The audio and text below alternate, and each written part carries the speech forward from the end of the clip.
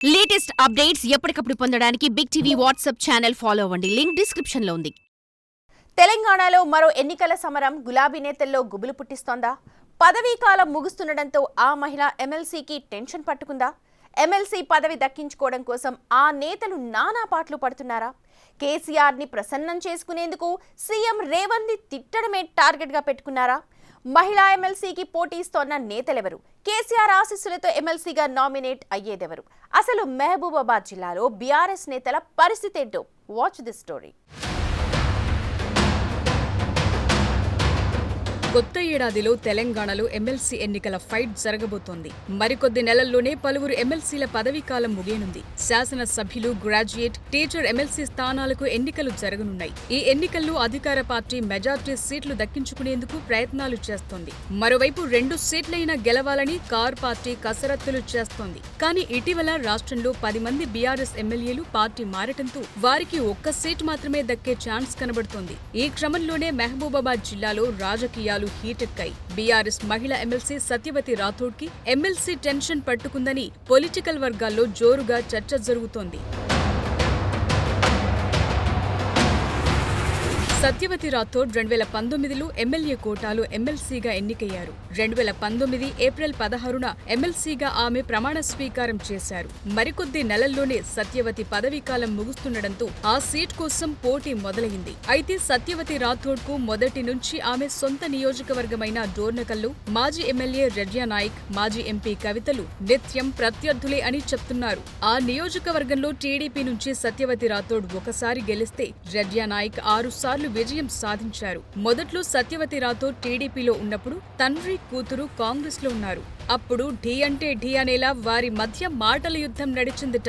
రాజకీయ పరిణామాల మార్పు క్రమంలో ముందుగా సత్యవతి రాథోడ్, తరువాత రెడ్యా నాయక్, కవితలు గులాబీ గూటికి చేరారు. ఒకే పార్టీలో ఉన్నప్పటికీ ఎవరి వర్గం వారిదే అన్నట్లు వ్యవహరిస్తున్నారట. పదవీకాలం ముగియనున్న తరుణంలో ఆ పదవిని దక్కించుకునేందుకు నేతలు మళ్లీ పోటీకి దిగుతున్నారట. గత ఎన్నికల్లో రెడ్యా, కవితల ఓటమికి కూడా సత్యవతి ఒక కారణంగా వాదనలు వినిపిస్తున్నాయట. ఇన్నాళ్లు ఒకరిని డ్యామేజ్ చేయడానికి మరొకరు వ్యవహరించి ఇప్పుడు కేసీఆర్ ను ప్రసన్నం చేసుకోవటానికి రూట్ మార్చారని తెలుస్తోంది. మొత్తానికి సీఎం రేవంత్ రెడ్డిని ఎవరు బాగా తిడితే వారికి ఎమ్మెల్సీ పదవి వరిస్తుందని కేసీఆర్ అనుచరులు హింటిచ్చారని ఆశావహులు తమ అనుచరుల వద్ద చెప్తున్నట్టు తెలుస్తోంది. అందుకే ముఖ్యమంత్రి రేవంత్ రెడ్డిని, కాంగ్రెస్ పార్టీని తిడితే కేసీఆర్ దృష్టిని ఆకర్షించవచ్చనే ప్లాన్లో సత్యవతి ఉందని టాక్ నడుస్తోంది. కేసీఆర్ ఆశీస్సులతో ఎమ్మెల్సీ పదవిని దక్కించుకునేందుకు సీఎం రేవంత్ ను తిట్టటమే నాయకులు పనిగా పెట్టుకున్నారట. జరిగిన ఘటనతో సంబంధం లేకుండా ముఖ్యమంత్రిని విమర్శించాలనే ఆలోచనలో ఉన్నారట. మరోవైపు గిరిజన మంత్రిగా ఉన్నప్పుడు సత్యవతి రాథోడ్ ఒక్క గిరిజనుడికి కూడా న్యాయం చేయలేదని గిరిజనుల నుంచి ఆమెపై తీవ్రమైన వ్యతిరేకత ఉందట. గిరిజన కోటాలో మంత్రి పదవి పొంది 100 కోట్ల రూపాయలు వెనకేసుకున్నట్లు ఆరోపణలున్నాయట. అలానే డోర్నకల్ ఎమ్మెల్యే రెడ్యా, ఎంపీ కవితల ఓటమిలో కూడా సత్యవతి పాత్ర ఉన్నట్లు ఆరోపణలున్నాయట.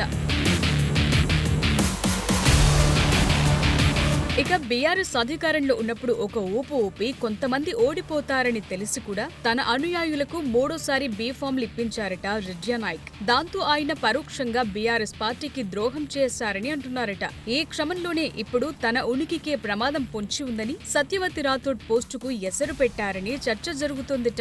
దాంతో ఆయన కూడా కేసీఆర్ దృష్టిలో పడేందుకు కాంగ్రెస్ పై, సీఎం రేవంత్ రెడ్డిపై తప్పుడు ప్రచారం చేస్తున్నారని అంటున్నారు. మాజీ ఎంపీ కవిత కూడా తన తండ్రికి ఎమ్మెల్సీ పదవి కోసం కేటీఆర్ ద్వారా మంతనాలు చేస్తున్నట్లు బీఆర్ఎస్ వర్గాల్లో చర్చ నడుస్తోంది. మరోవైపు ఈసారి గిరిజనులకు ఎమ్మెల్సీ పదవి ఇవ్వొద్దని ఎర్రబెల్లి దయాకర్ రావు పట్టుబడుతున్నట్లు సమాచారం. అందుకే ఆయన కూడా సీఎం రేవంత్ ను తిట్టటమే పనిగా పెట్టుకున్నారట. నవంబర్ 25న జిల్లా కేంద్రంలో కేటీఆర్ తలపెట్టిన మహాధర్నా కార్యక్రమం కోసం నిర్వహించిన సన్నాహక సమావేశాల్లో సైతం విడతల వారీగా రేవంత్ రెడ్డిని, కాంగ్రెస్ పార్టీని టార్గెట్ చేస్తూ కవిత, రెడ్యా నాయక్, సత్యవతి రాథోడ్, ఎర్రబెల్లి దయాకర్ రావులు వరుసగా పోటాపోటీగా తిట్ల పురాణాలకు తెరలేపారని అంటున్నారు. పదవిని దక్కించుకోవటం కోసం ఛాన్స్ వచ్చినప్పుడల్లా సమయం, సందర్భం లేకుండా, కార్యక్రమంతో కూడా సంబంధం లేకుండా నాయకులంతా తిట్ల పురాణానికి తెరలేపటం పట్ల సొంత పార్టీ నేతలు సైతం అసహనం వ్యక్తం చేస్తున్నారట. మరి సీఎం రేవంత్ రెడ్డిని ఎవరు బాగా తిట్టి కేసీఆర్ ని మెప్పిస్తారు, ఎవరిని ఎమ్మెల్సీ పదవి వరిస్తుందోనని ఆసక్తికరంగా మారింది.